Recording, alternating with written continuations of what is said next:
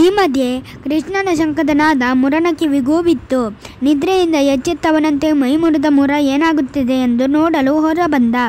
ಆತ ನೋಡಲು ಬಹಳ ವಿಚಿತ್ರವಾಗಿಯೂ ಭಯಂಕರವಾಗಿಯೂ ಇದ್ದ. ಅವನಿಗೆ 5 ವಿಕಾರವಾದ ತಲೆಗಳಿದ್ದವು. ಇತ್ತೀಚೆಗೆ ಬಹಳ ಕಾಲದಿಂದ ಅವನು ಸಮುದ್ರದೊಳಗೆ ಮಲಗಿದ್ದ. ಆತ ಸೂರ್ಯನಂತೆ ಪ್ರಖರನಾಗಿದ್ದ. ಆತನ ಕಣ್ಣುಗಳು ಕೆಂಡ ಕಾರುತ್ತಿದ್ದರೆ ಮನಸ್ಸು ಕ್ರೋಧದಿಂದ ಉರಿಯುತ್ತಿತ್ತು. ಕೃಷ್ಣನ ದಾಳಿಗೆ ಸಿಲುಕಿ ಪ್ರಾಗ್ಜ್ಯೋತಿಷಪುರಕ್ಕೆ ಧ್ವಂಸವಾಗುತ್ತಿರುವುದನ್ನು ಕಂಡು ಆತನಿಗೆ ರೇಗಿ ಹೋಯಿತು. ತನ್ನ ಭಾರೀ ಗಾತ್ರದ ತ್ರಿಶೂಲವನ್ನು ಹಿಡಿದು ಆತ ದೇವೋತ್ತಮ ಪರಮ ಪುರುಷನ ಮೇಲೆ ಎರಗಿದ. ತನ್ನ 5 ಬಾಯಿಗಳಿಂದ ಕರ್ಕಶವಾಗಿ ಗರ್ಜಿಸುತ್ತಾ ಆತ ಕೃಷ್ಣನ ಗರುಡ ವಾಹನದ ಮೇಲೆ ಆಕ್ರಮಣ ಮಾಡಿದ. ಆತನ ಗರ್ಜನೆ ಇಡೀ ಜಗತ್ತಿಗೆ ಕೇಳುವಷ್ಟು ಜೋರಾಗಿತ್ತು. ಕೃಷ್ಣ ಕೇವಲ 2 ಬಾಣ ಪ್ರಯೋಗಿಸಿ ಮುರನ ತ್ರಿಶೂಲವನ್ನು ಪುಡಿ ಪುಡಿ ಮಾಡಿದ. ಅದರ ಬೆನ್ನಿಗೆ ಒಂದರ ಹಿಂದೊಂದರಂತೆ ಬಾಣಗಳನ್ನು ಬಿಡುತ್ತಾ ಮುರನ 5 ಬಾಯಿಗಳನ್ನು ಧ್ವಂಸ ಮಾಡಿದ.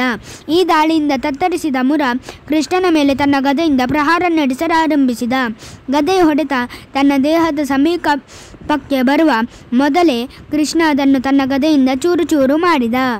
ಹೀಗೆ ಎಲ್ಲ ಅಸ್ತ್ರಗಳನ್ನು ಕಳೆದುಕೊಂಡ ಮುರ ಈಗ ಕೃಷ್ಣನೊಡನೆ ಮಲ್ಲ ಯುದ್ಧಕ್ಕೆ ಸಿದ್ಧನಾದ. ತನ್ನ ಬಲಿಷ್ಠ ಬಾಹುಗಳಿಂದ ದೇವೋತ್ತಮನ ಮೇಲೆ ದಾಳಿ ನಡೆಸಲು ನುಗ್ಗಿದ. ಅಷ್ಟರಲ್ಲಿ ಕೃಷ್ಣ ತನ್ನ ಸುದರ್ಶನ ಚಕ್ರ ಪ್ರಯೋಗಿಸಿದ. ಮುರನ 5 ತಲೆಗಳನ್ನು ಚಕ್ರ ಕತ್ತರಿಸಿ ಹಾಕಿತು. ಶಿರಚ್ಛೇದಗೊಂಡ ಮುರ ಕಡಿದ ಬಾಳೆ ಮರದಂತೆ ಭಯಂಕರವಾಗಿ ಸದ್ದು ಮಾಡುತ್ತಾ ನೀರಿನೊಳಕ್ಕೆ ಬಿದ್ದು ಸತ್ತು ಹೋದ. ಮುರನಿಗೆ 7 ಮಕ್ಕಳಿದ್ದರು. ಅವರೆಲ್ಲರೂ ತಮ್ಮ ಅಪ್ಪನಂತೆ ಮಹಾದುಷ್ಟರು, ಮುಂಗೋಪಿಗಳೂ ಆಗಿದ್ದರು. ಅಪ್ಪನ ಸಾವಿನ ಸುದ್ದಿ ಕೇಳಿ ಎಲ್ಲರೂ ಸಹಜವಾಗಿಯೇ ವ್ಯಗ್ರರಾದರು. ಭೌಮಾಸುರನ ಆದೇಶದ ಮೇರೆಗೆ ಅವರೆಲ್ಲರೂ ಒಟ್ಟಾಗಿ ಕೃಷ್ಣನ ಮೇಲೆ ದಾಳಿ ನಡೆಸಿದರು. ಕತ್ತಿ, ಗದೆ, ಬಾಣ, ಈಟಿ, ಬರ್ಜಿ, ತ್ರಿಶೂಲಗಳೇ ಮುಂತಾದ ಬಗೆ ಬಗೆಯ ಆಯುಧಗಳು ಅವರ ಬಳಿ ಇದ್ದವು. ಅವರಿಗೆ ಕೃಷ್ಣನ ಅಪರಿಮಿತ ಮತ್ತು ಅಪರಾಜಿತ ಶಕ್ತಿ ತಿಳಿದಿರಲಿಲ್ಲ. ಆದರೆ ಕೃಷ್ಣನ ದಾಳಿಗೆ ಸಿಲುಕಿ ಅವೆಲ್ಲ ಆಯುಧಗಳು ಕ್ಷಣ ಮಾತ್ರದಲ್ಲಿ ಪುಡಿಪುಡಿಯಾದವು.